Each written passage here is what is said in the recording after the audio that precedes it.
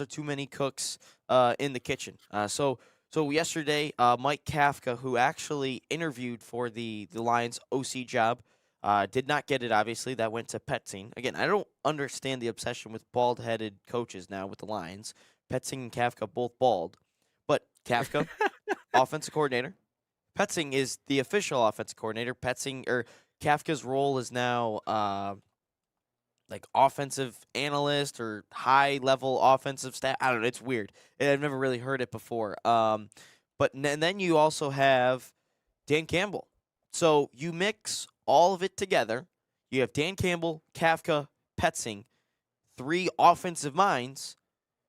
Is there too many cooks in the kitchen, or is this to cover up certain things? Like what is this? There's so many offensive minds in one spot because you know damn straight Dan Campbell ain't giving up play calling.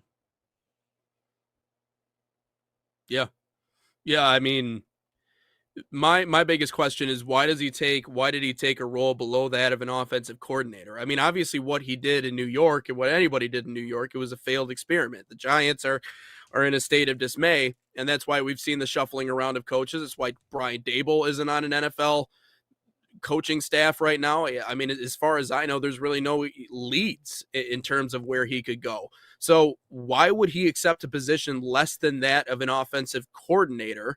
And if you're the Lions, why would you pack another name into that room? Like, these are the main questions. And you brought up the most interesting one. Like, what is his role with this team?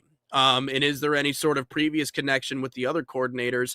Maybe they're just trying to diversify the looks, but the issue with me is when you put so many different people in the same room, my guess is they're all going to have some level of say as to how they want this team to go about drafting in the upcoming cycle and building this offense moving forward. The issue in my mind is whose vision are we taking on this? Okay, we got a new offensive coordinator that we agreed probably wasn't the right choice or probably wasn't the best choice in that spot. It could have gone out and got Mike McDaniel. They didn't. So they went and they got somebody different. Now they're adding two new names into this mix. So whose vision for the future are we relying on in this situation? Who are we crafting this team around? Because my guess is they're all going to see different things that really kind of set this whole thing up. So I think it's a unique combination, Ryan. And again, it seems confusing as to again what their goal is here. That is the hard thing to kind of grasp, at least from my perspective.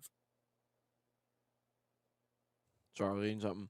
Um, No, you're he well to answer your question, he was in the running to be the Eagles' offensive coordinator and chose high-ranking offensive role. That's what it is apparently. yeah. Um, I don't know.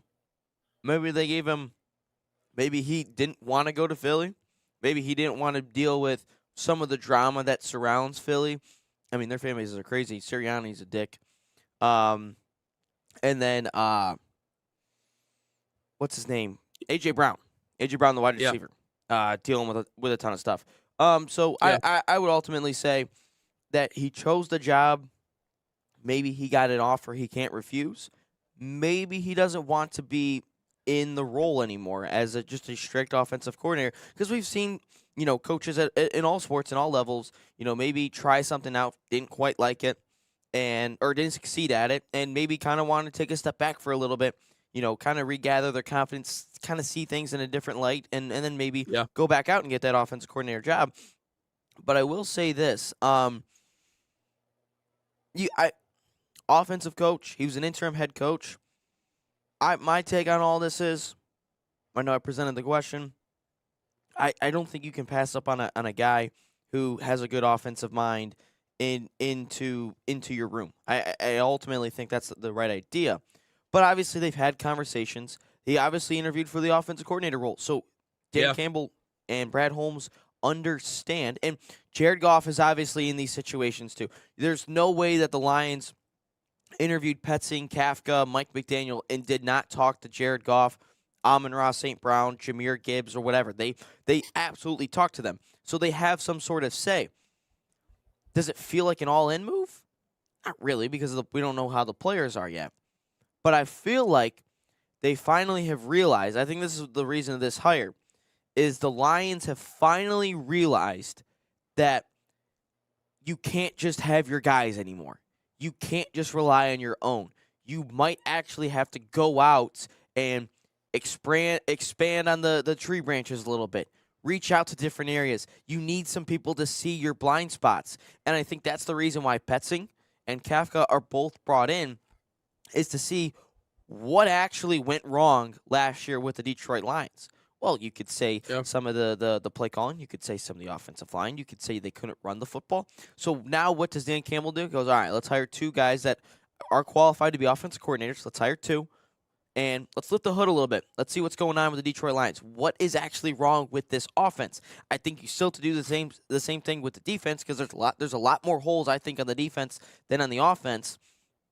You got to look up at the hood, see what's wrong. All right, we need a new left tackle. We need a new center. We need a new guard. We might need another running back if Montgomery doesn't want to be here. We might have to add in another tight end, because Sam Laporta, we don't know how he's going to come back from his injury. So I think that's what it is they finally found out that they can't just use their guys for every single thing.